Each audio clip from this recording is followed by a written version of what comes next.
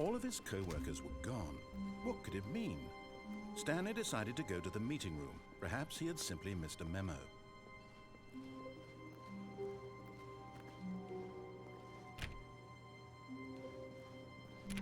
Stanley went around touching every little thing in the office, but it didn't make a single difference, nor did it advance the story in any way.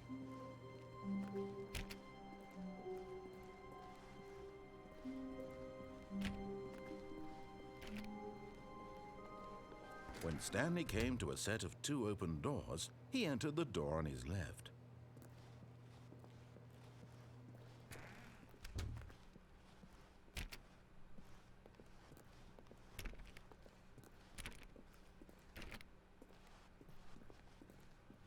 Yet there was not a single person here either. Feeling a wave of disbelief, Stanley decided to go up to his boss's office, hoping he might find an answer there. Stanley stepped into the broom closet, but there was nothing here, so he turned around and got back on track. Coming to a staircase, Stanley walked upstairs to his boss's office.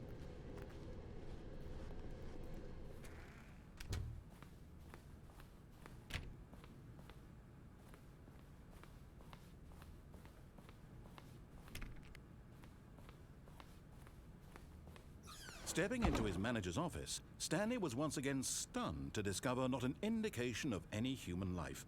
Shocked, unraveled, Stanley wondered in disbelief who orchestrated this. What dark secret was being held from him? What he could not have known was that the keypad behind the boss's desk guarded the terrible truth that his boss had been keeping from him.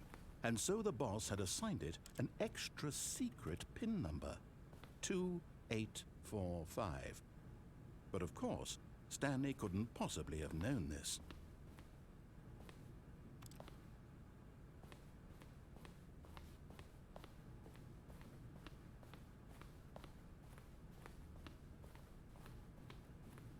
Stanley just sat around twiddling his thumbs.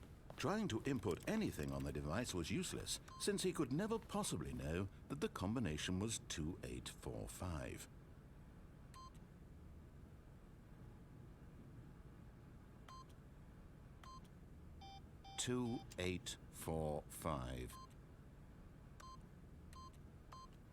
Yet incredibly, by simply pushing random buttons on the keypad, Stanley happened to input the correct code by sheer luck. Amazing. He stepped into the newly opened passageway.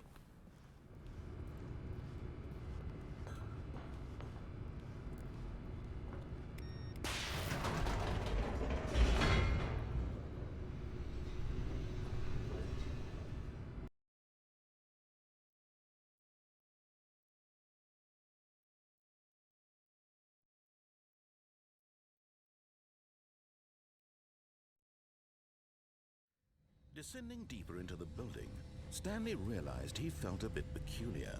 It was a stirring of emotion in his chest, as though he felt more free to think for himself, to question the nature of his job.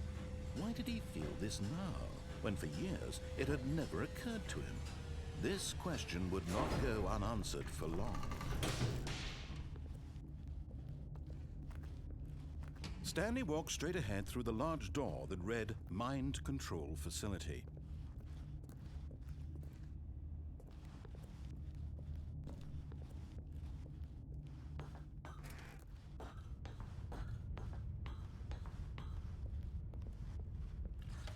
The lights rose on an enormous room packed with television screens. What horrible secret did this place hold? Stanley thought to himself. Did he have the strength to find out?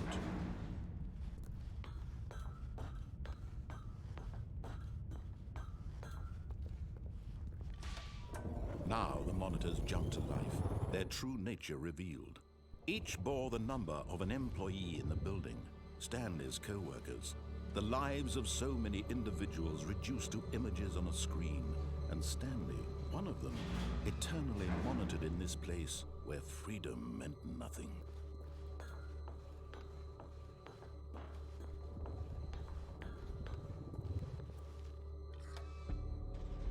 This mind control facility, it was too horrible to believe. It couldn't be true. Had Stanley really been under someone's control all this time? Was this the only reason he was happy with his boring job? That his emotions had been manipulated to accept it blindly? No, he refused to believe it. He couldn't accept it. His own life in someone else's control? Never! It was unthinkable, wasn't it? Was it even possible? Had he truly spent his entire life utterly blind to the world? But here was the proof. The heart of the operation. Controls labeled with emotions. Happy, or sad, or content. Walking, eating, working. All of it monitored and commanded from this very place. And as the cold reality of his past began to sink in, Stanley decided that this machinery would never again exert its terrible power over another human life.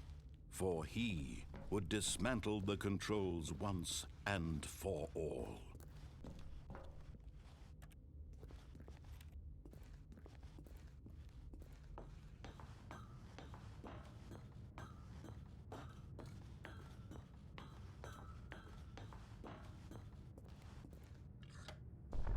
Oh, Stanley, you didn't just activate the controls, did you?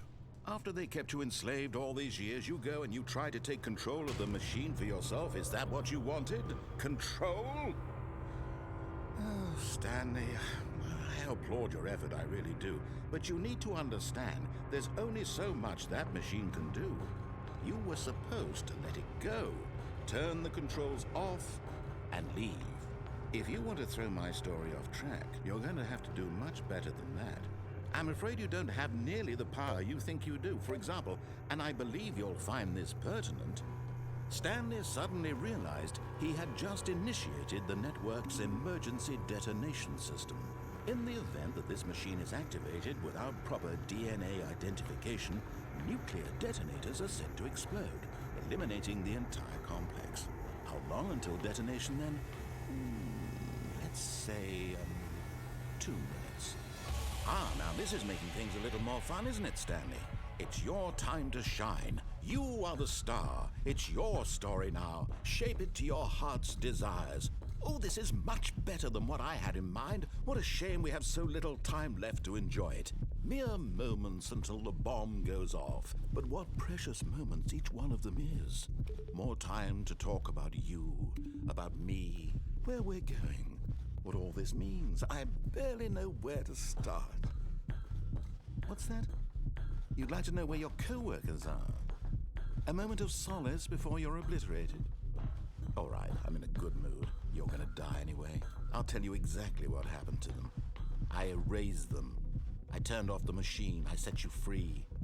Of course, that was merely in this instance of the story. Sometimes when I tell it, I simply let you sit there in your office forever, pushing buttons endlessly and then dying alone. Other times, I let the office sink into the ground, swallowing everyone inside, or I let it burn to a crisp. I have to say this, though, this version of events has been rather amusing. Watching you try to make sense of everything and take back the control wrested away from you, it's quite rich. I almost hate to see it go. But I'm sure whatever I come up with on the next go-around will be even better. My goodness, only 34 seconds left. But I'm enjoying this so much. You know what? To hell with it. I'm going to put some extra time on the clock. Why not? These are precious additional seconds, Stanley. Time doesn't grow on trees. Oh dear me, what's the matter, Stanley? Is it that you have no idea where you're going or what you're supposed to be doing right now? Or did you just assume when you saw that timer that something in this room was capable of turning it off? I mean, look at you. Running from button to button, screen to screen, clicking on every little thing in this room. These numbered buttons, no, these colored ones. Or maybe this big red button, or this door. Everything, anything, something here will save me. Why would you think that, Stanley? That this video game can be beaten? Won? Solved? Do you have any idea what your purpose in this place is? Stanley, you're in for quite a disappointment. But here's a spoiler for you. That timer isn't a catalyst to keep the action moving along. It's just seconds ticking away to your death. You're only still playing instead of watching a cutscene because I want to watch you for every moment that you're powerless, to see you made humble. This is not a challenge, it's a tragedy. You wanted to control this world, that's fine. But I'm going to destroy it first, so you can't. Take a look at the clock, Stanley. That's 30 seconds you have left to struggle. 30 seconds until a big boom and then nothing. No ending here, just you being blown to pieces. Will you cling desperately to your frail life, or will you let it go peacefully? Another choice. Make it count, or don't. It's all the same to me, all a part of the joke. And believe me, I will be laughing at every second of your inevitable life from the moment we fade in until the moment I say, happily ever